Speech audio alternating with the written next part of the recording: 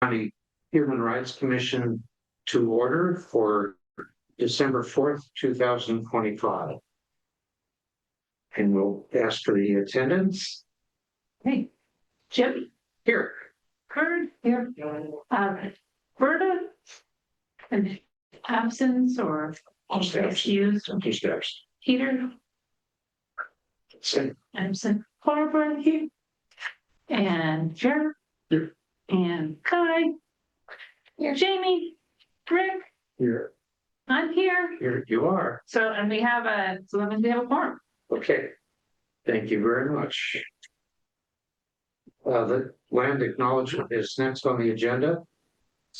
As we gather today, we acknowledge that Eureka, California is ancestral territory of the Wiyot people. We honor all indigenous people, territories, and sovereign governments that share governance within Humboldt County, California. We gather with respect and gratitude to these indigenous people. We thank and honor the indigenous caretakers of this land who continue to cherish and protect it. Their elders have instructed the young to consider the 7 generations ahead as they continue to protect the rights of the land and all people who live on it.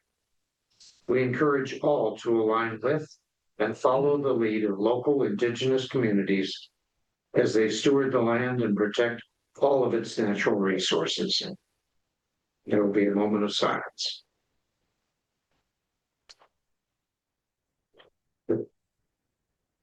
Thank you, and welcome, Verda. Sorry. Okay. We do not have any guest speakers tonight. We have several people online who may or may not wish to speak.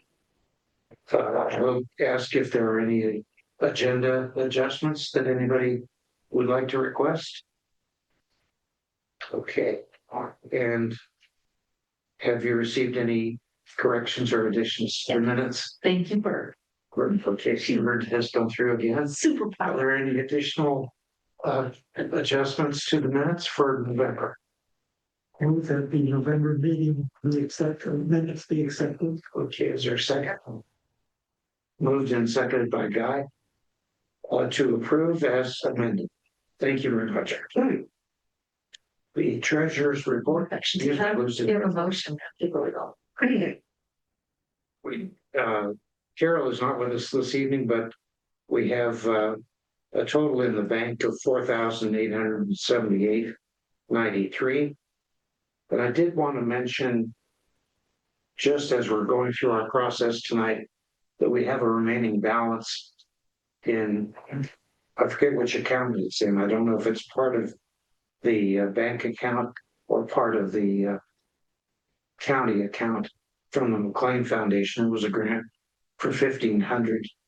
We did not spend all of it, so if there's a project in mind that fits their parameters, we might consider that. But we have until March to use that. So keep that in the back of your head.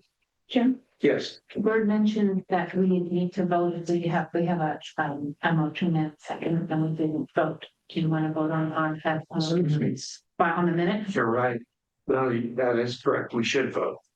We let one more person in here.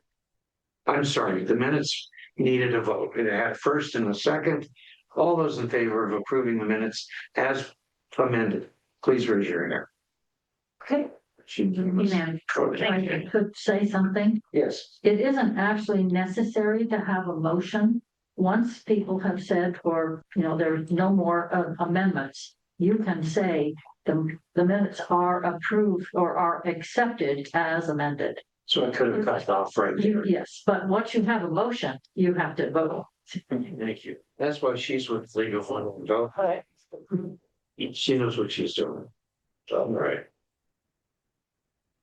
Okay, at this point, I have some communications that I'd like to share.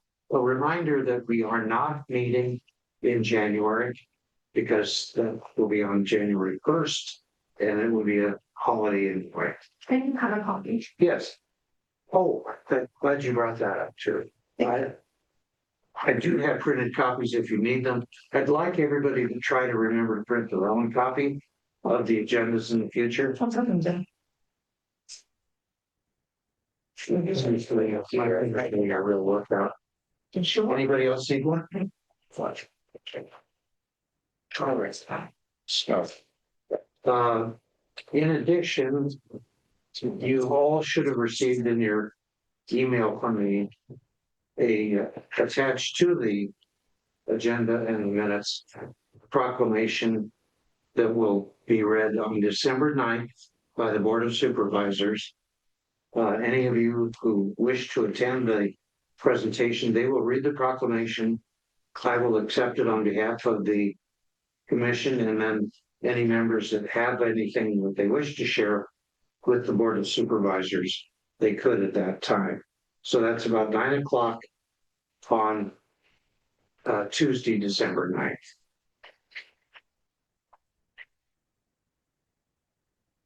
We also have a communication from an individual at Cal Poly seeking internship possibilities.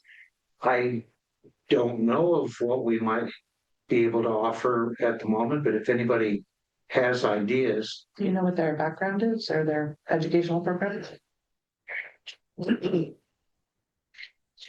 Hang on 1 second, I will get it. While you're looking, I wonder if a person might be linked to one of the committees and work with the committee members. They would not be a commission member, but they could work in more detail with the work of that committee, whatever that committee was seeking to accomplish. You know, we'd have to know. Oh, here it is. We'd have to know what the parameters are for their What they need. internship too. That's what I'm asking. I'm a student. I'll leave the name out of it for now. I'm a student at Cal Poly Humboldt and enrolled to take the PSCI 482 internship course with Dr. Allison Holmes Mhm. next semester. I'm reaching out to express interest in any internship opportunities that Humboldt Human Rights Commission may offer. Thank you for your time, and I hope to hear back from you soon. So I can respond that perhaps when we know what her needs are, maybe we can offer her something. I would ask, like, what are the hours and are there any specific things that they need to accomplish? Okay, all right, I'll correspond with her then. Jim, did you say PSCI? Was that the Political science. Oh, that's also, okay. it's international. Okay. All right, the next item is that most of you would have found a book in front of you on a table. These are books that were left over from our first workshop that we had that grew out of hate speech. And so you are welcome to have these books. I have still more left. And unless you know of somebody who could really get the value out of reading this book by Mary Jelinas, these books will be distributed to the library. So unless you need some, and you're welcome to more, if you can find a good home for it. I can find a good home for one. One? Okay, all right. Thank you. Because I really don't want to carry those back in my car. Yeah, I was embarrassed. I had to get help. Coming up the stairs, I was so winded by the time I got. Well, I guess we're carrying all those. The books are heavy. Yeah, books are very heavy. How old that are? Okay. All right. And other than that, I have no other announcements. Are there any commissioner announcements for the group? Jim, just to point out that you do have a My Word article. You had sent that information to us. It came out as a My Word. And anyway, I thought it was well presented and it was Kind of fits what we've been trying to tackle in our own way. exactly. If you didn't read it, it has basically to do with a social services office altercation that took place sometime last week, I think. And just public discourse is going down the tubes, fortunately. Okay, at this point, if there are no other commissioner announcements, this is the time for public comment on non-agenda items. So if there's anybody online that's wishing to speak, you would use the raise your hand emoji, and we will acknowledge you for 3 minutes. If we don't see that emoji come up, we'll continue on with our agenda. Can you see I that? don't see them. Can't even see anybody in there. Can't see anybody other than us. Let me, I have the names of the people that are online. Well, they're waiting to get in. They're there. No, they've been admitted. Okay. And apparently, nobody is, unless I'm doing something wrong. Okay,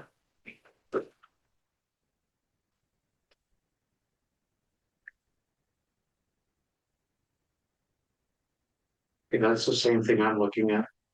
Okay, well, you're welcome to stay with us online and during the agenda items. If you have some input, we'll be glad to recognize you if you raise your the emoji symbol. All right.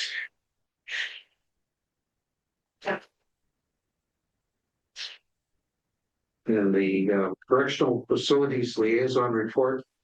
All I have to say is I have visited 3 inmates during the last month. One of them I visited today. No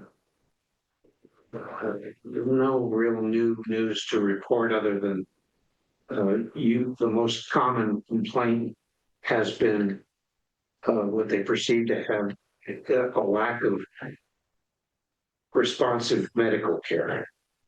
I don't know, I can't judge the validity of that, but I've shared the information with management of the jail.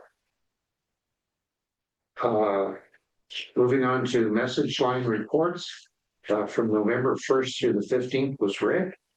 And Rick, would you like to offer your report? I think I gave a couple of calls that I had received, I think at the last meeting. In total, I've had 4 calls. All of them were jail related. They were referred to Jim, and I think that you have followed up on them. So the total for my 2 weeks was 4 calls, jail related. And they're listed on the spreadsheet. Okay. I don't have a report for the 16th through the 30th because that's Carol and she's absent this evening. There won't be a report from you, Jair, until our next meeting, which will be February. So if you have your notes, and did you get access to? I did, yes. Okay, good. All right. Has he had anything so far? Yes, For you wanted I could share, yes. no names. Some names, okay. Yes, so for Tuesday and Wednesday, received a phone call from the same person currently being held at the Humboldt County Corrections in regards to his healthcare needs not being met. Which in case I referred it to our corrections liaison, Mr. Glover here. That is all. And I have, as I said, I spoke to jail administration about that, and they were going to be checking into it. Didn't appear to be one of those types of calls where a visit was going to benefit, since I've already visited with that person before. Similar situation. Okay, thank you. Jim, Yes, just real quick, I take it not life threatening. what's that? The concern was not considered life threatening. None of these were. Okay. No. Yeah. No, that's a good point.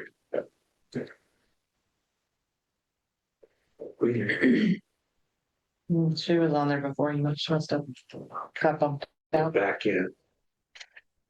Okay, Ellen, you're up on this, on the 16th through 31st. That would mean we have openings for people to take calls the 1st through the 15th of January. Even though we're not meeting, that doesn't mean some of these functions don't continue on. So the 1st through the 15th, I'm looking for a volunteer, and the 16th through the 31st. I can do the first one, can't do the second. Okay, We need someone to begin February too. Sure. that's true. I'm gonna include another date here. I can do the second one, Jim, the January 16th. I could do early February. Okay. And just like with Jair, I'll go over any questions you might have about the process. Yeah. That includes you asking your own calls, so I can't identify how to reach you. You don't want to do that. So it's a variety of things like that. Thank you. So yours is the 1st through the 15th of February. Okay, committee reports. The first one is a standing committee, and that's sanctuary. Anything new to report? No, the only thing I did meet with Fernando, I try to do a monthly meeting to make sure if there's anything that we need to be aware of. It's apparently pretty quiet. I haven't heard anything after. I will meet with them again here shortly before we go on. Obviously, winter break with the end of the semester. Okay. All right. Next one would be the Rapid Response Committee, which covers the letter that I wrote.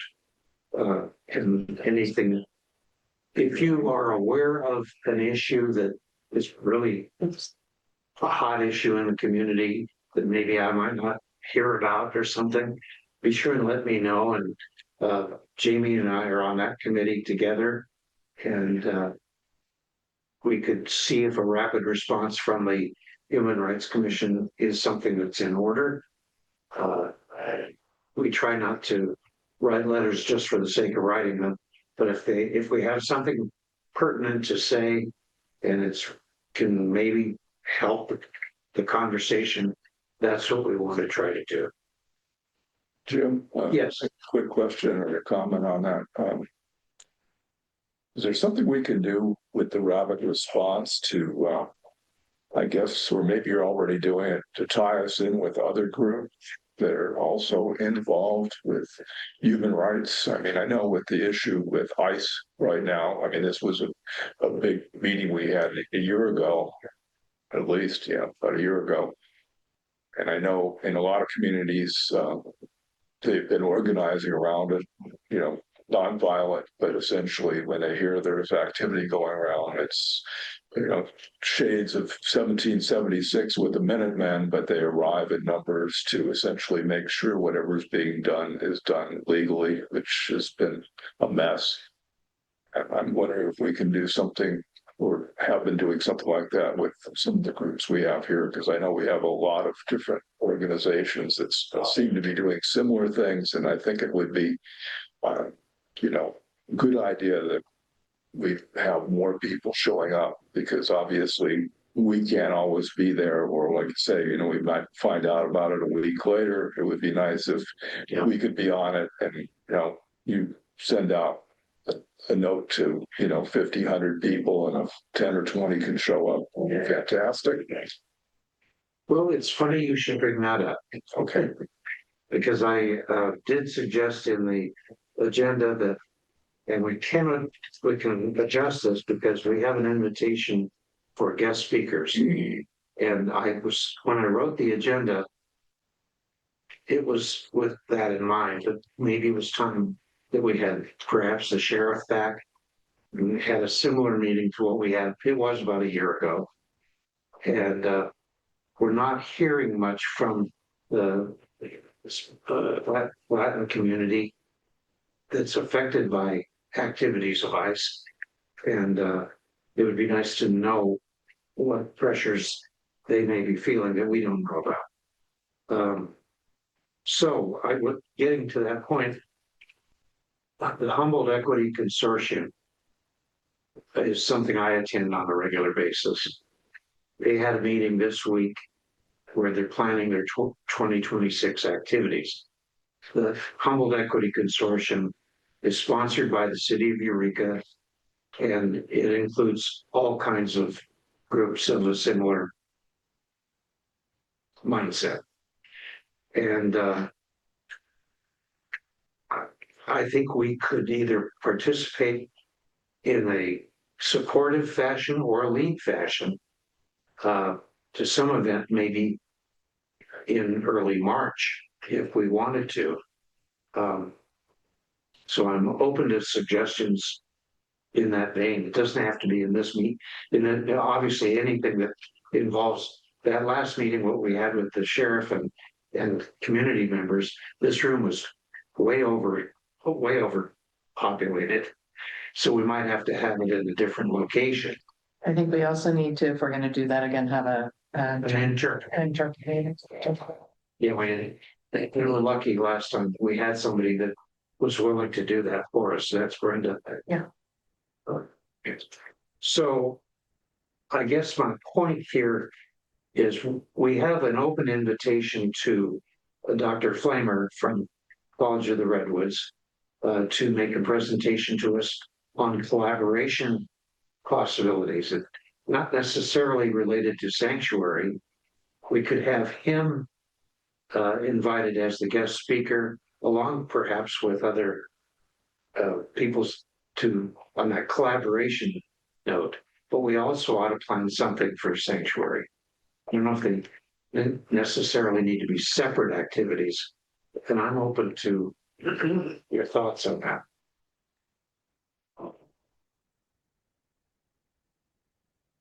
Yeah, we spoke a little bit at our meeting on Wednesday about possible further communication, and I'll bring a little bit of that up too. But I think that the idea you're raising is a really good one. I think I'd like, I'll follow up, in my committee report, but I like it just being presented and us to think about it.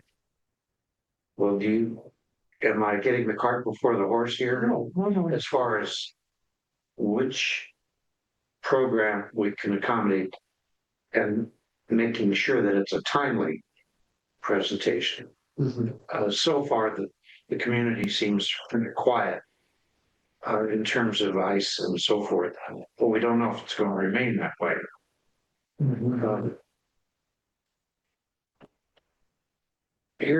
I'll throw out the option to you.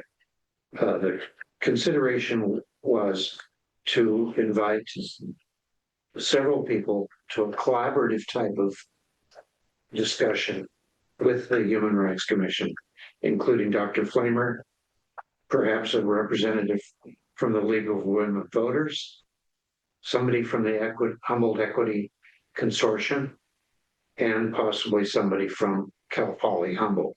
Could be Frank Herrera or Fernando.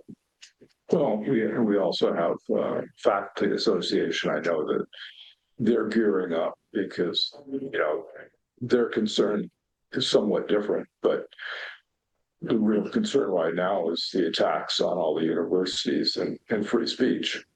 And so it's kind of, similar to what's happening with ICE. I mean, you just have random attacks by people. I mean, it's a real major concern going across the country. I mean, we're fairly fortunate. We're a tiny outpost away. We're not a big city, but I don't want to bring up old stories again, but I do remember when protests took place at the university in April, and I was there, within hours of it happening, and I was making the phone calls to get people out there to bring everything down, and everybody that I was calling weren't returning my calls.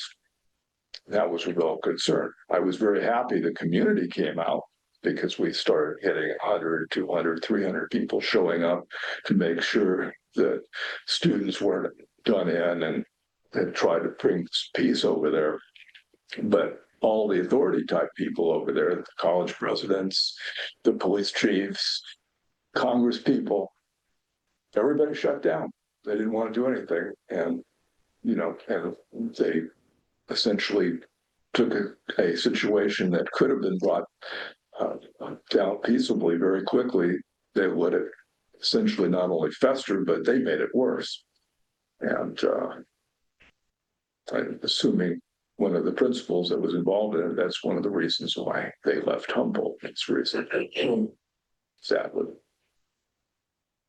So, my concern with it is, I think we want to get groups together, but, this is the same, jumping ahead. I know we were on the agenda too with the homeless thing, but that was another incident, again, that we ran with homeless crisis, is that we have all these organizations that are doing good work, but we can't get people to work together as a general rule.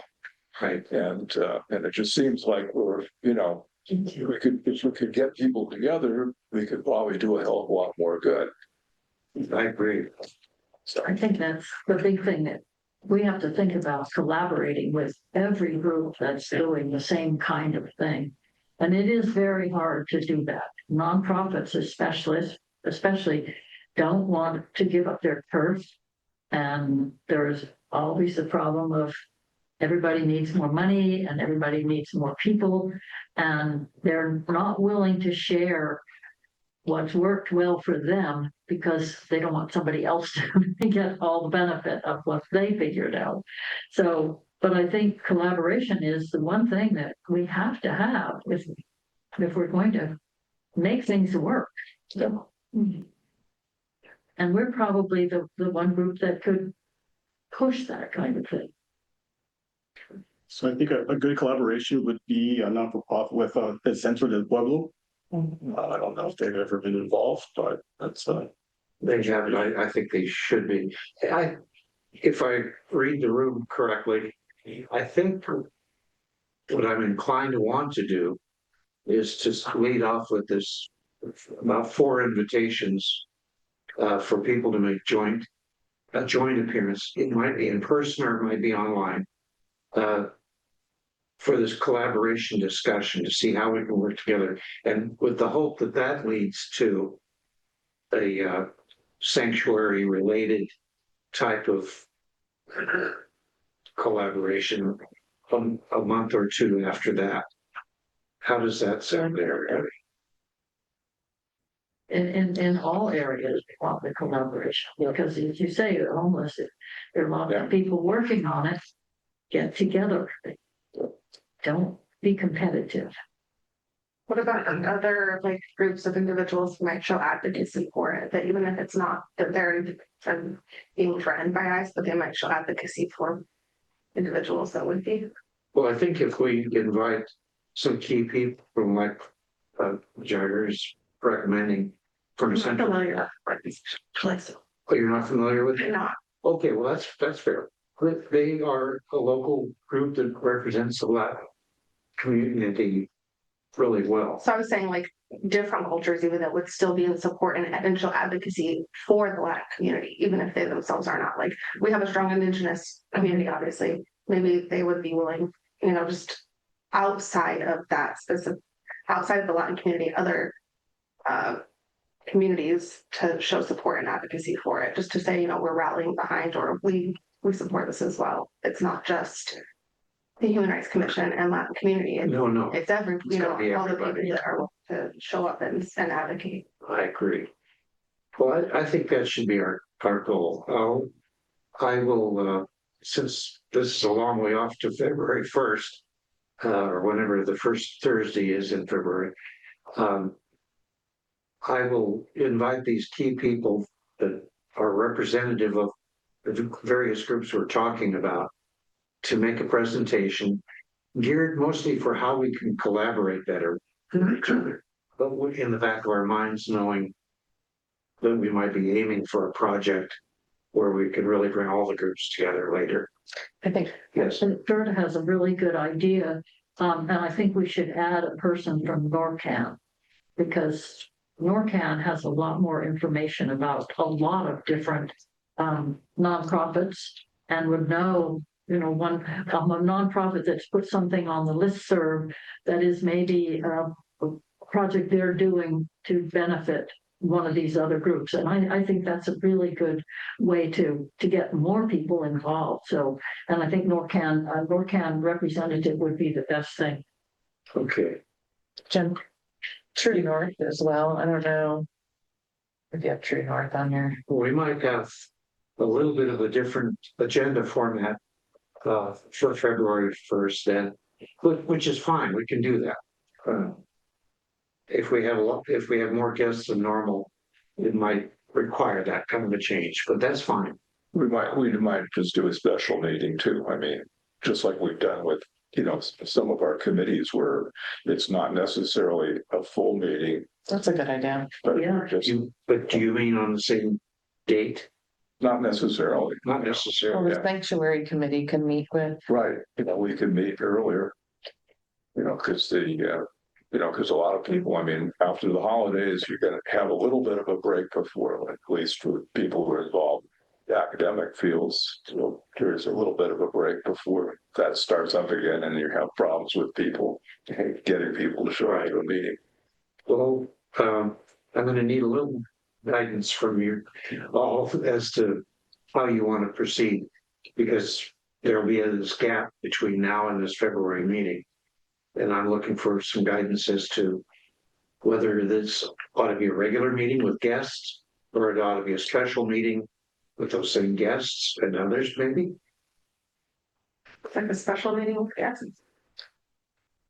In on the same, but are we talking about same date and time or something completely different? I'm game for anything. Yeah, I think maybe just following up here, I would say, why don't we have the February meeting centered on looking at different people in the community? And that would be that would be the main agenda, Yeah. is to have a comparison. Maybe we can already provide some key questions that we hope that they include in their address. But I think that this is a day that we all have set aside so that we're free generally to do it. And as many of the community participants as possible, we can have come on and talk about a little bit of a, interagency, intergroup cooperation. Okay. Sure. Maybe this is going to sound crazy, but if we do have leftover money from McLean, maybe we should provide food for these people at 5:30 in the evening, especially if they're coming from work. That'll sit there. I mean, we do know people you provide food. Well, it could sound good. Pizza gets So I think I just created the special event, and that's fine. Yeah, Say a little and bit. I think so. Kids are easy. I'd rather much for these people are here in person Yeah, as opposed to just being on Zoom, but they would be welcome to participate either way. yes, but if you provide food, I think we get more people to come in person. I wish this courthouse had one more space that was a little bit A bigger. little bigger, yeah. Okay, so We- I'll design an an agenda and invitations built around the discussion we've been having. And we can just have a different orientation of Sure. the tables, Sure. seats. Figure out how to do that. That was a project I didn't expect to unravel before us right there, but that's good. That's good. Okay, we talked about that. February 9th. That'll be February 5th. Okay. Unless we make some other decision, it'll be the usual time, just a different agenda. For different guests. It's great. Okay. All right, next item would be the Youth Human Rights Commission. Hi, Why are you giggling? because I'm just complaining about things. Conflicts Oh, with meeting dates, but Oh. I'll figure it out. I'll be here. Okay. He said to tell my grandson to change his birthday. okay. That's pretty good. Oh, no. Oh, it's mine's the third, so. No, yours is the third, that's why. That's why I like you. Early February. All right, well, we have been busy. Um. Where do I start? Well, first, let me start with, we have a flyer. I'm gonna pass around. I'll pass one each way so folks can look at it. So this flyer just was finalized on Tuesday, but one of our CR students are volunteering to work with us. If you scan the QR code, you get to an application where you can apply to become a youth commissioner. So I feel like we're making progress. It's great. We have 2 regular monthly meetings. One is in person at College of the Redwoods currently. It's on the flyer. The other one is via Zoom on a Wednesday evening to increase opportunity for participation. We're being a little bit loosey-goosey with that right now because instead of just having like one official meeting like we have, the youth commission is kind of like right now just trying to get more people involved. So we're being a little bit looser on that right now. They have done a great job. The chair and treasurer of the commission went to a community meeting for Academy of the Redwoods and presented. Out of that, we had 5 new applicants, and so they did review and approve that. So we are up to 8 youth commissioners. Still need to work out the communication with them, so we hold on to them, but we have 8 now, which is the most, I think. I don't know, we might have had 8 at the end of last year. The great news is the youngest one is 14. So this year they're not all like about to graduate and go off to college like they did last year, and then I'm starting over. This year we have some younger folks. So, and pretty much every year of high school is represented. Regionally, we have a lot of work to do to get to increase representation. One thing I want to say about the flyer, you'll notice that the Humboldt County Human Rights Commission phone number is on it. They don't have their own number. So if you're on the line and you get a call from someone talking about the youth commission, feel free to just refer it to me and I'll follow up with it appropriately. Good. Because that could happen. Especially after yesterday, because yesterday I went to the HCTC visioning session, community partner visioning session. Passed out the flyers. I don't know if everyone knows what HCTC is. It's Humboldt County Transitional Age Youth Collaborative. Part of they're in collaboration with the Transitional Age Youth Program for Department of Health and Human Services, and a few other kind of state level youth programs that teach advocacy and leadership. Typically, they are youth who are transitional age, which is what, 14 to 26, I think now. Used to, or maybe 16 to 26. And most of them are former foster youth who've aged out of the system. That's where that program kind of like became a thing to help people who are aging out of the system. So it was super cool. You to see, I wrote down all of these people who were like, I want to hear more about that and how we can collaborate with the Youth Commission.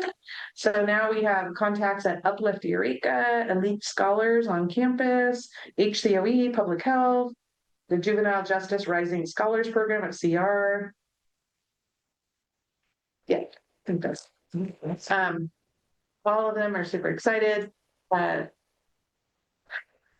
Beck, who is the director of DHHS, was very excited and wants to know more. So I'm going to meet with her, talk to her about the Youth Commission. Yeah, it was just really good. I got the flyer out and lots of people, lots of interest. What else?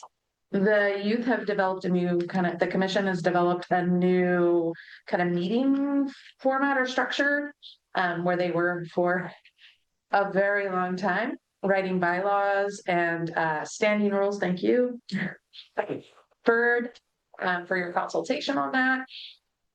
They now have gotten to the point where their agenda now includes some operational structural infrastructure stuff, business operations, but also then moves into issues. So they're starting to like talk about issues and figure out how do we find out more.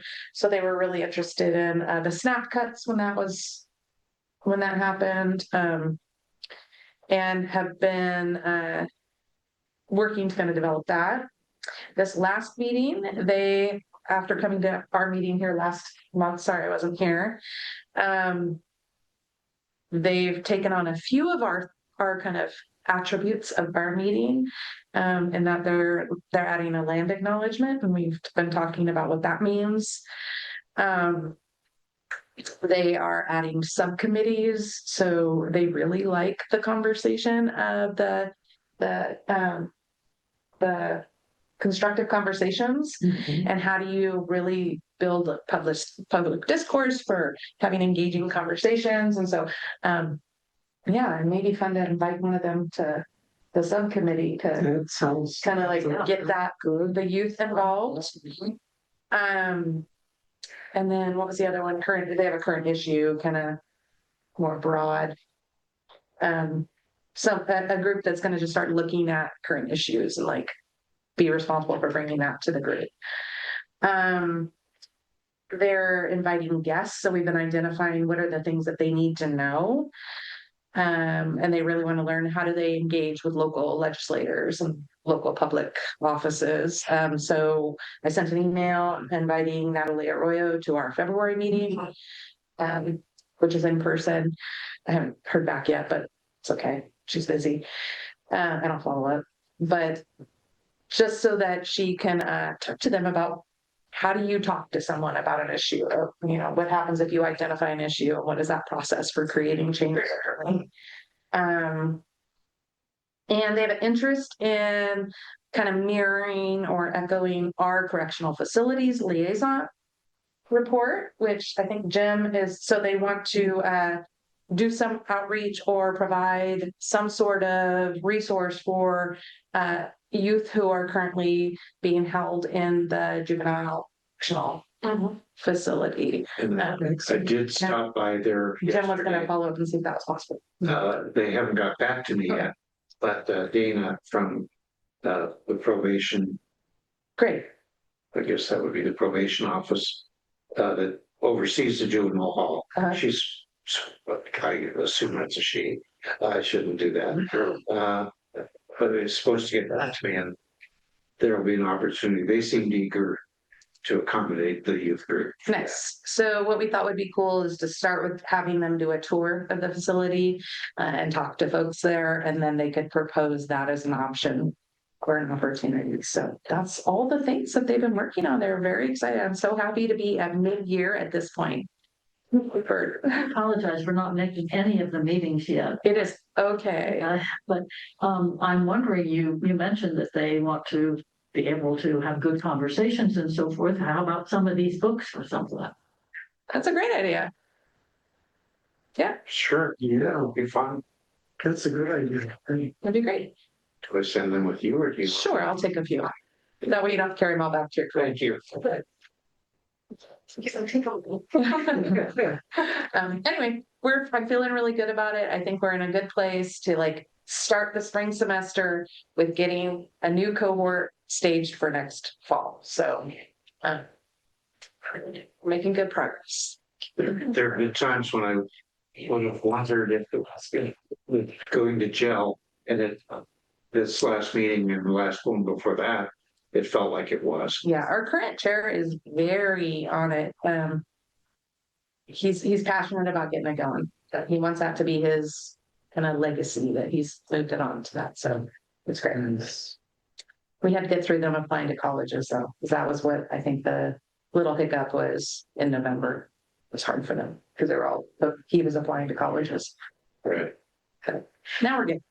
Thank you. Yeah. Thank you. I have a question regarding their position. Do they have to follow the Brown Act? No. Okay, So we intentionally did not structure them they're friends. as Are you- part of us. Okay. They're their own entity. Okay. That we took a bird's advice on Yeah, that. no, that's good. I was just thinking that'd be hard with kids that want to spend time together outside of the meetings and things like that. Yeah, they're the club, right? Oh, Good. that's good. Yeah.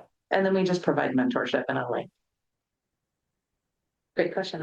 If anyone has, I have tons of flyers. I also have little ones. And if you go anywhere that youth might be, if you want to take some and put them on a table or something, feel free to do that. I have big ones. I have a card somebody gave me. It isn't. Thank you. Very cool. Yeah. Thank you. I'm sorry. All right, unless there are any other questions for Jamie, we'll go on to the next report, which would come from Carol. Unfortunately, she isn't with us this evening. Did you give some of these to be handed out at the DHHS office? I assume you did, but Yeah, there, I just got them printed on Tuesday, so there's still lots of places they need to go to, okay. but because I was at the HCTC, they got it. Anyway, Technology Committee. I don't know if there's anything to report there. I'm skipping over the cultural awareness indigenous people. Or sorry. There's no report there. Oh, Because Carol isn't with us tonight. I did want to say to Carol, if she was here, that I would be interested in partaking in that, Ah, that's very good. Yeah. That's it. Yeah, we haven't heard back from any of the letters right on their outlet. No, unfortunately not. May take some sort of a follow-up or a decision to give up. I don't know which. I hate to give up. No, we should show up over tribal office. That's what I was gonna say. No, you've got to show up. Yeah. Okay, so you're probably right. So I mean, It's very hard for Carol to pull together a committee meeting. That's, I think it's probably her schedule and then trying to get everybody else at the same time. It's been very difficult. I know she has tried a few times, but it hasn't worked. hopefully sometime during this break between regular meetings, that committee will have an opportunity to get together and strategize a little bit. Would it be then appropriate for me to like send her just an email letting her know that I would be interested in? No, I will let her know that you are. Okay. But if you wish to personally contact her, please feel free. Absolutely. Jim can appoint you. Yeah, He's doing it right now. Okay. yeah, it's John. Like, to my minutes. it's official now. Yeah, you'll learn, you have to be careful when you say anything. Okay, constructive conversations. Rick, what would you like to share with us? Okay, well, we did meet on Zoom, Bert and Jim and I, who are core. We do have one change in the membership that I'd like to report is that Carol is going to be focusing on some of her other issues. And Jamie has agreed to join our committee. So we're really pleased to be able to have her. In our discussions, one of them is that, of course, we are looking at having respectful discussions on biblical topics, and we have some forums on that, and we've been pleased with the forums. What we've also thought is, in addition to just going through the techniques of having respectful conversations, is to perhaps, as a committee, begin to actually apply these to some of the topics to which they might pertain. So things like homelessness, sanctuary, and indigenous rights, we were thinking of perhaps also having forums that might include topics like that, and to actually begin to apply ourselves how we might have good communication on that. And one of the things is that we also, in line with, I think, with what Jim and Guy have talked about, we are looking to perhaps have our committee not just work as one committee, but to also link up with other organizations that share common themes, common concerns with us. So and we talked about, say, the Humboldt Equity Consortium, President Flamer at CR, the League of Women Voters, the Human Rights Commission. Tonight, we've had discussion also of perhaps considering organizations like NORCAN, Centro de Pueblo, True North, Cal Poly Humboldt, And I think that if we do have that special meeting, we can begin to look at the process as to what sorts of communication we might see in doing that. I really like the idea of a youth human rights commissioner being a part of the committee as well. So at this point, we're looking to consider to expand some of the areas that we cover. We also want to be real careful not to, in a sense, overlap or take over other committees' work. I mean, we want to work as cooperatively as we can, but we want to do more than just talk about communicating. We would like to try to begin instituting and implementing the process of communicating on some of these difficult topics. So that's basically where we are. I think that we would perhaps at the proclamation on Tuesday, we thought we might encourage the supervisors to consider having a consortium or having us work with a consortium of other organizations too. It might be interesting to invite one of the supervisors to be at the special too.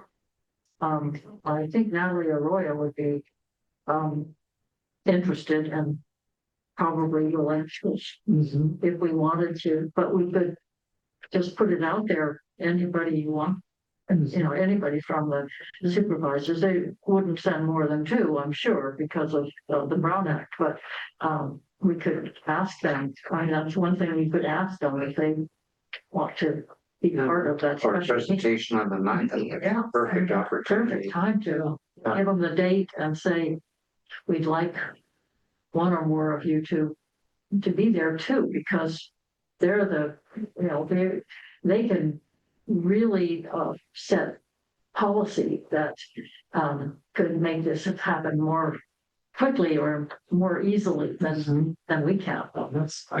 Great. That's good. Yeah. Okay. We talked about a name change, but nobody wrote anything down, so I'm not sure.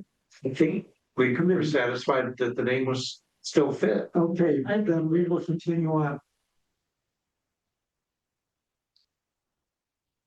Okay, thank you, Rick. The next committee would be community outreach and engagement. We haven't met recently, and Peter isn't with us this evening, so I'm afraid that'll have to be put off until a later date. But hopefully we'll get a meeting scheduled. Homelessness and behavioral health. Anything to report? No, we've addressed a little of it. I mean, obviously, that's one of the things we need to try to, work a collaborative meeting with people, including our representatives over here, because if we don't get much of a response. I know I've met with Senator McGuire on some of these issues, and every time I deal with him, it's always the same thing.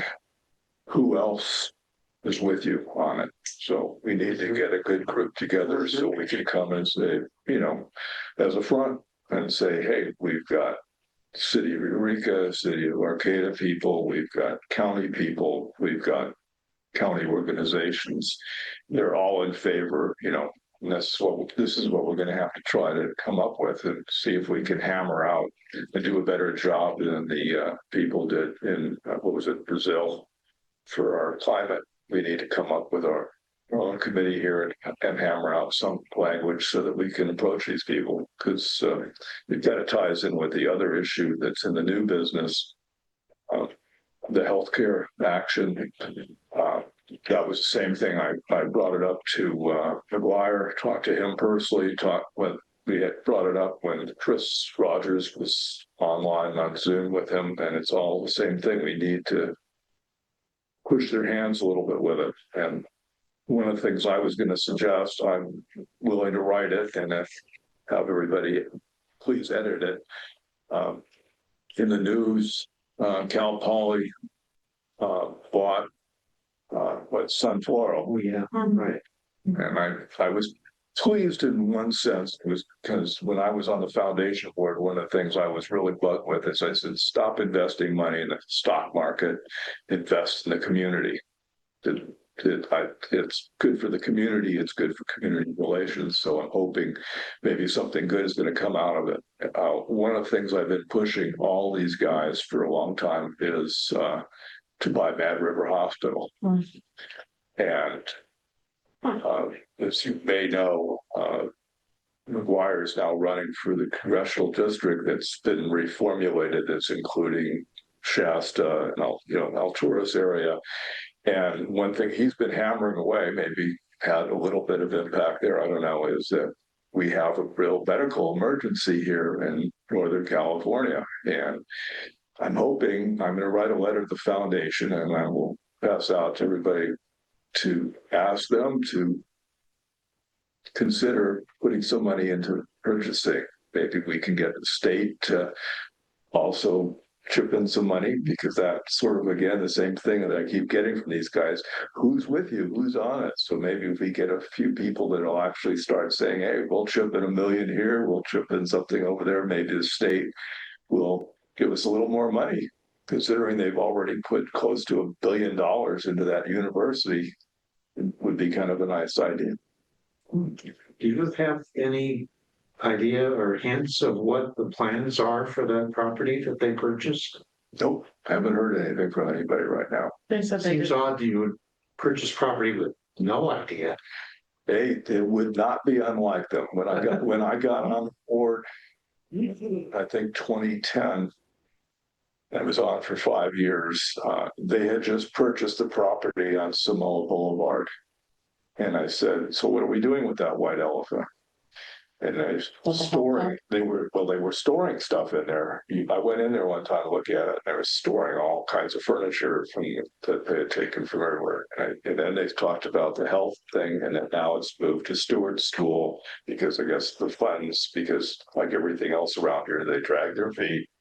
And then the funds are no longer as valuable because $45 million doesn't go as far as it did 5 years ago.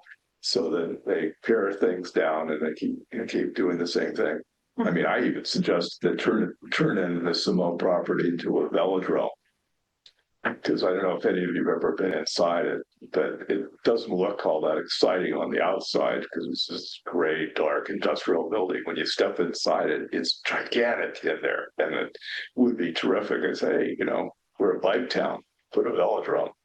Well, they'd be the only one within 500 miles or more. I said, bike race. You can race bikes on it, but not motorized bikes. Yeah, I thought anything, something unique or whatever. But I mean, they've been sitting on it for 17 years, and I said it's ridiculous. So even though they've purchased or they're going to be occupying Stewart School, they still own that property. Yeah, they've never given it up. And like I said, I call it a white elephant because they've been sitting on it for 17 years. And other than a very expensive storage unit, you're kind of going. And the story I was told, I was not, I got on after they had already purchased it, was that it was a state request that they did it. Because if you guys remember, that was a downturn of the economy, 2007, 2008. And so when all the housing and everything went to hell, for whatever reason, the state asked the university to purchase it. And we've been with it since. So I don't know. that was nice to see. So, just to bring us full circle, we have a special event coming February. Is there a person or an organization you think might be appropriate for a March visit as a guest speaker, especially on the topic of homelessness? I can, contact all the people, because it wasn't a special meeting for us. We had a meeting just as the committee. We met with most of the providers. We had about 12 or 15 different groups and that was quite a number of years ago. But the problem we ran into is exactly what, Bert alluded to, is that everybody has their own turf. And, this becomes a problem. One thing we might do, And, and that goes back, I sent Jim a couple letters on grand jury related stuff. And it's sort of related kind of thing, but it was somehow or other to give our committee a little bit more teeth. Maybe we need to go to the board and say, hey, we have a responsibility in this committee, but we don't really have any teeth with what we're doing. All we can do is make comments, we can do presentations, we get wonderful proclamations that are by Rex Bond. I don't have to tell That you. won't be correct. Okay. Oh, okay. It'll be some. No, that's right. That's no longer the That's chair. boilerplate. Okay, that's boilerplate. Anyway, all I know is that I'd like to see if we could get a little more teeth, because one of the suggestions I had made, I think, to Mike Wilson, one of the supervisors, was the fact that, especially with this homelessness, is that there's all of these funds out here, and I said, who's auditing all of this? Thank you. Maybe that'd be something that, not that we necessarily want to have that responsibility, but on the other hand, I wouldn't mind being able to have a little, like I said, a little, that is part of our responsibility. So maybe we could get that. And that would also give us a little more buy-in with some of these groups, because suddenly we're eyeing them not just because we want them to collaborate. We're going to force them to collaborate, because we're going to be looking at, okay, you got $10 million. What have you done with it? Because we know with the homeless situation, when we were looking at it, the point in time, there were, I don't remember how many hundreds they had, but when I was talking to Betty Chin, she says, we bought 2,000. It's the numbers that they're giving us are way too low. And I don't know what the heck is going on. I go on 2nd and 3rd Street in Old Town every week to check up over there to see what's going on. And back 2 months ago, I think it's about 2 months ago, the police or whoever did a sweep and removed everybody. I went in there, it was like a ghost town. Suddenly I looked, where's all the homeless people? Because there were tents and garbage and you name it, it was there. They're slowly percolating back. So I'm assuming, I don't know whether we had a cruise ship that came in or something, and they, did like what they did with the LA Olympics in '84, where they said all the bums go to Saugus, Newhall, stay out of town for the next 3 weeks, and then you can come back. I don't know what's going on, because nobody, again, whenever you need to talk with someone, well, you don't have any authority. They just shine you on. They just sit there and go. So, maybe there's something we can help, the board actually provide us with a little bit more authority. Nice. Hasn't there been some kind of collaboration with a lot of groups working on homelessness at some time? It seems to me there was. There is supposed to be some county group. Yes. And again, I've never heard anything from anybody. Well, and I think again, this is where Turk comes in and Me, because I get their agenda. If you go to DHHS and you sign up for the county and you sign up for their agenda, you'll get their agenda every month. It's texting along with this one. So I know that at least they send an agenda. Yeah. Well, perhaps some ideas will percolate for a guest for March, possibly. Well, I did try to get the gal from Avenue M dealing with healthcare.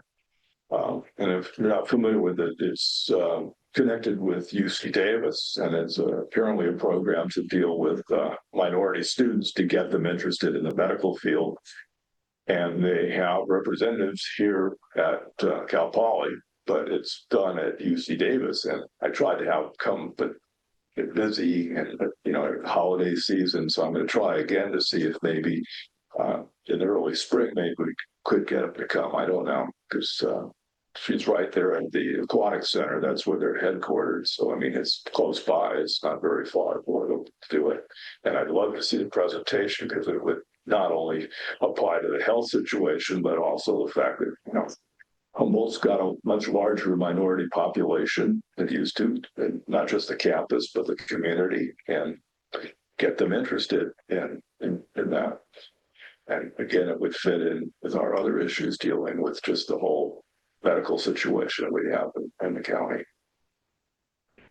It might be good to, so, because I don't, since I'm on sabbatical, I'm not in any conversations right now, but I'm loosely part of the health task force on campus, or at least I was last year. And one of the things that every time we're talking about recruitment and the conversation of access to healthcare, partnership doesn't really get involved in the conversation, but they have a whole like department that's working on recruiting and supporting practitioners here. They have like a scholarship program for Indigenous students who want to go to medical school. They have all kinds of things that are available to our community, but we don't hear about it. It might be good to have them join via Zoom.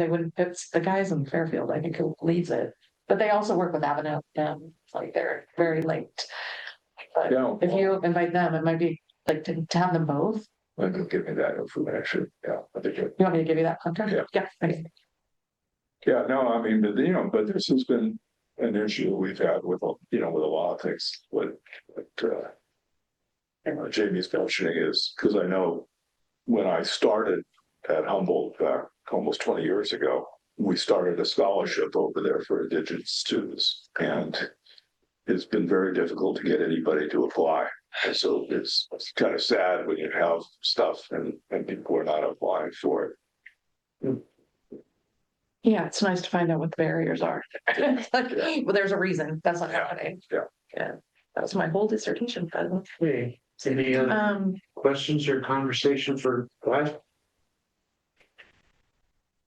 All right.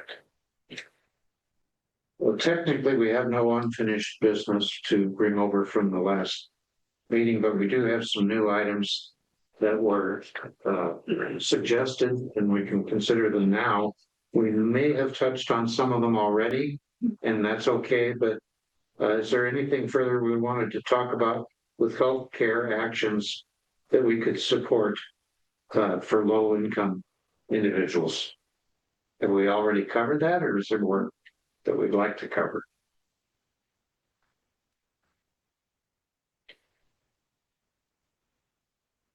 And the same thing with legislative letters. We were touching on that both tonight and last meeting.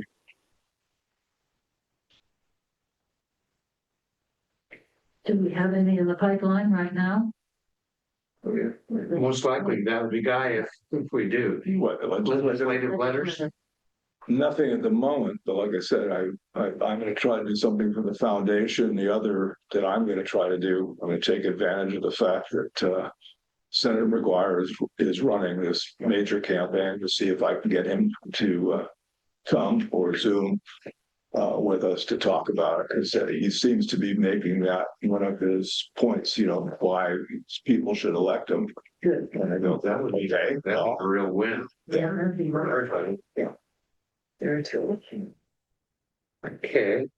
And the other item that was proposed was the result of a visit we had at our last meeting on Zoom. Frankly, I forget if I shared the letter, but I don't think I did. I didn't see it. Okay, I got a letter from the lady, I believe, who was on Zoom with us last week, and she had a child custody, child welfare concern, and she backed it up with considerable documentation about the fact that she didn't feel that the legal representation that's involved in a child custody case that involves her, that they were doing their job, and that she was calling on the State Bar of California to take action against them.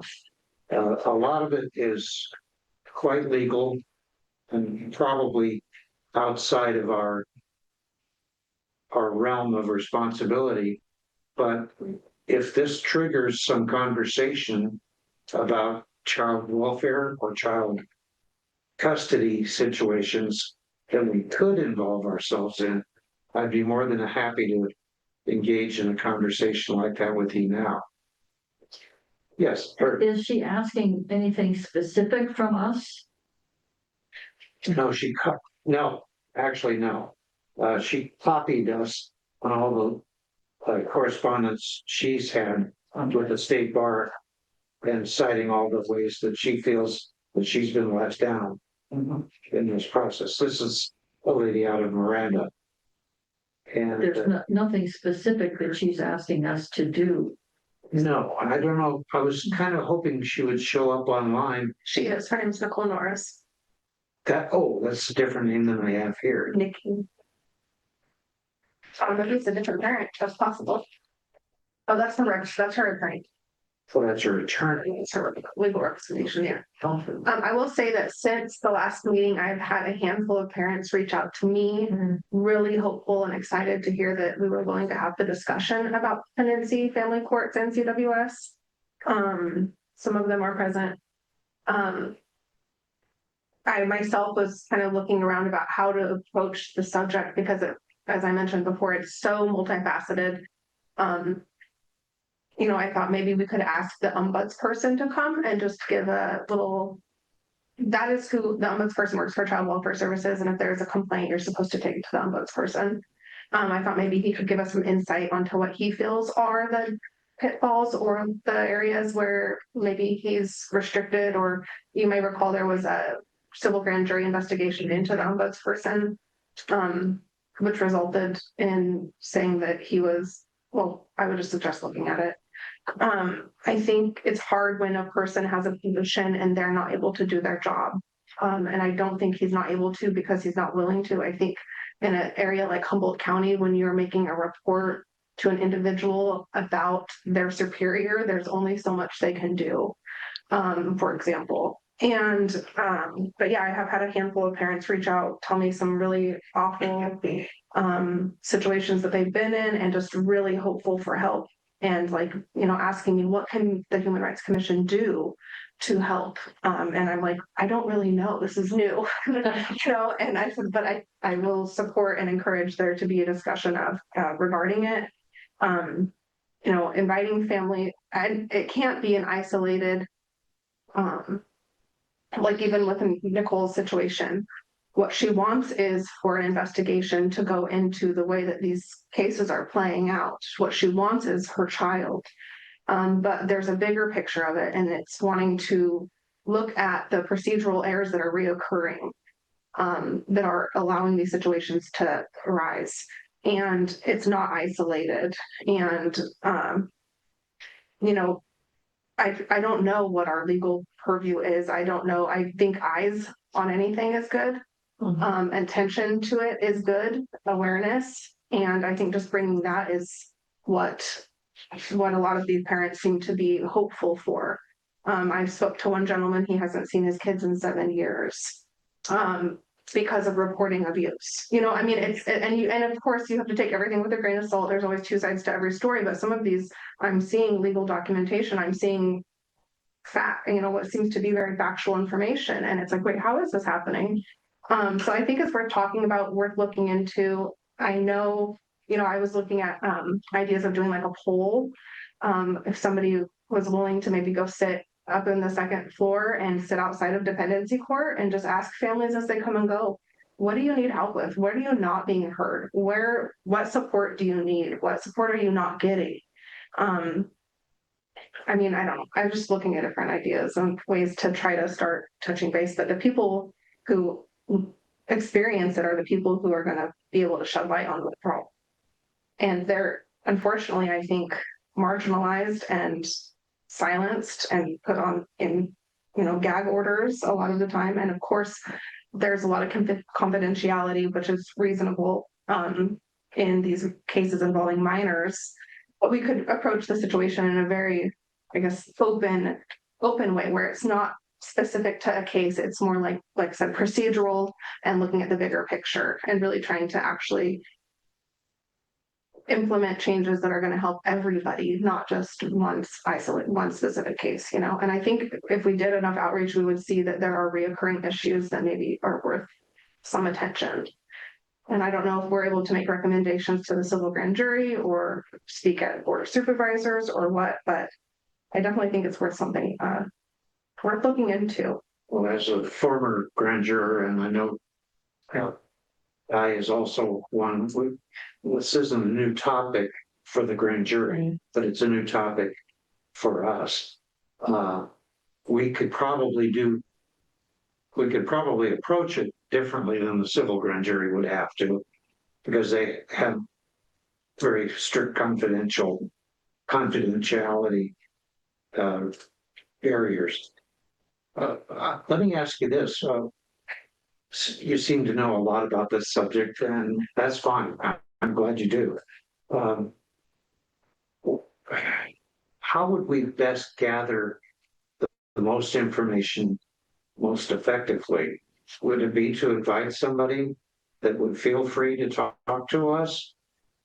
You mentioned child welfare services and ombudsman. Mhm. Do you think that is somebody that could talk to us freely and effectively? I think, I would hope that he would be able to speak freely and share any concerns or any restrictions he feels within his job, but I mean, if his job is at risk, then of course there's only gonna be so much he can say. Right. I think I just thought like it was a good, we're starting from the bottom, what would an average Joe do? You would go to the ombudsperson. So it's like, let's just see what does he say? What does he feel? Find out what his job is. Sure, yeah. And who does he report to when there's an issue that is arising? And or maybe again, respecting and honoring confidentiality, what are the reoccurring complaints that he's hearing? What is the number one concern? Just start where I think that I just feel like that'd be an appropriate place to start. I really do feel that polling, and I would be happy to do it, to sit upstairs and you see the families come out of the room and they are devastated and they're at a loss and they're fighting for their children. And it's, they need help and they need advocacy. And yes, they have a court-appointed attorney, but that court-appointed attorney also works for DHHS and for CWS. So it's like you're in this big circle of like, where do you go and who do you talk to? So I think that eyes, attention, and just support. And these parents are not, sometimes parents should have their kids taken and their kids are not being treated right, but it seems like that's not the case in a lot of these. And that's where I feel like there are some really well-spoken, really knowledgeable, hardworking, drug-free, competent parents that would like the opportunity to share their situations with us. But they also realize that this is not about just their case, trying to take this as a whole. Right. So yeah, I mean, I'm sure there's a couple parents that would be willing to come and speak. And Well, I'm wondering, are any of these children involved with CASA? I'm not sure that they are. CASA is generally appointed in. Are you guys all familiar with CASA? Yeah. Right. It's a court-appointed special advocate, for a child. Mhm. So Yeah, we have cases where CASA is giving recommendations for reunification with families, and the courts are going against CASA's recommendations. well, and that was my point of bringing this up. Would it be a good idea to have someone from CASA? Absolutely, yeah. Talk I think about. CASA is a wonderful organization. And to give us some idea of how they see their recommendations being ignored or overturned. That'd be great, yeah. And this is a little off subject, but in the family courts as well as independency courts, they are stipulating supervised visitation to families. And when you have to have supervised visitation, if CWS and that agency is not facilitating those visits, you are required to go through changing tides. Changing tides is the only option for low-income families to have those visits, and they only offer 2 hours per week. So you can be court ordered or granted, the privilege of seeing your child 8 hours a week supervised. But unless you can pay $100 per hour to a private supervisor, you're going to have to limit that to what Changing Tides can offer. And I love Changing Tides as an organization. I think that they're really, really wonderful. I have nothing negative to say about them besides that they need help with funding. And I think that's an area of advocacy we could show support for. When parents are doing everything right, besides having enough money to see their kids, then that's not fair. This is again, collaboration of groups that are trying to work for the same good outcome. Maybe just needing more money to do it. And there's so much money coming in that it can be, some of that money could be redirected to the most important thing, which is parents having relationships with their children. That's going to stop the ACEs and the long-term trauma and these kids from having issues when they're older because they were ripped away from their safe or from a parent, and denied opportunity to connect with the most important people in their life, their parents. So yeah, I think there's a lot of work to be done, or a lot of learning to happen. I'm going to ask you, I'm going to put you on the spot here for a moment. Can you provide me with some names? We talked about an ombudsman and TASA. Sure. That I might reach out to. Sure. To put this on the agenda for March. Sure. Can I email that to you? Yes, of course. I'm not certain if I'll have to dig around a little bit and make sure that the same people we are do have a little bit of time, but we can make sure that this is an agenda item. March, and we'll start to learn what we can do, and then we can start to do it. I wanted to ask one more question, Roberta. You mentioned that you had people reaching out to you and telling you about this. Did they know that we were going to be discussing it tonight, or how did they find out to reach out to you? Well, Nick Cole, as you know, I mentioned when I was in here last time, that the California Concerned Parents Coalition, in my involvement in that, I think I just was able to connect with some families. So some families I was already in communication with, and then finding out that I was on the commission now, they were like, everyone, they're desperate for help. And then with Nicole making her public comment, I think that she was contacted by some people and they're like, should we be, speaking at the meeting too? Or what do we do to get the ball rolling? So I think it would also be very, very good to have as many people know about the March meeting and the agenda item. And whoever you could recommend that we get that out there, other than it's on the agenda, but not everybody sees the agenda. Right. Yeah. I will think on that, besides word of mouth, of course. A place like DHHS visitation, they're not going to want to hang up or probably pass that up there that says go complain about us. No. But that's who's being impacted, is the people that do go in that building to see their kids. So I don't know. Well, in addition to what we've already talked about doing, obviously there are at least one, maybe more, of our guests on line tonight. They may not be saying anything, but if you can provide any information or questions or suggestions for how we might proceed. We don't have any teeth except goodwill and the ability to talk to the Board of Supervisors and the other organizations within the county. We have that ability, and I think we have a certain level of respect within the county. So we would be open to ideas because it's a new subject for us.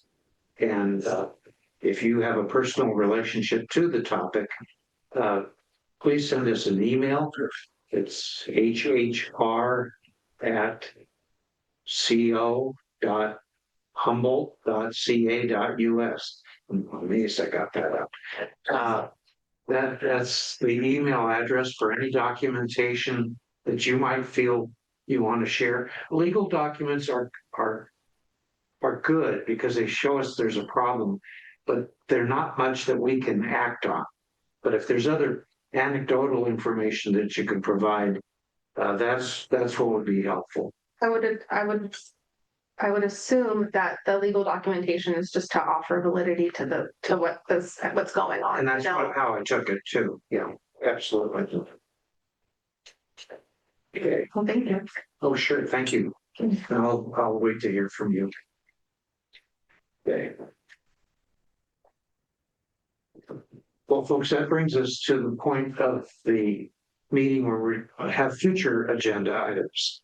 I don't know if tonight's meeting has stimulated any thoughts about what you'd like to talk about next time. But we are talking about a special meeting in February. And some of this discussion will be carried over to the March meeting. Any new issues that I might not be aware of that we should add to our agenda? I think we have a plate full. Yeah, I think we should try to focus on the ones we've got here. Yeah, okay. Well, just, you know that you can reach out to me in between meetings as well. And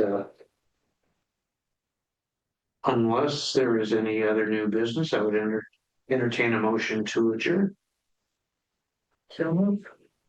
It's been moved. I'll second. It's moved and seconded that we adjourn the meeting for the evening. All those in favor, please say aye. Raise your hand. Thank you very much. Thank you.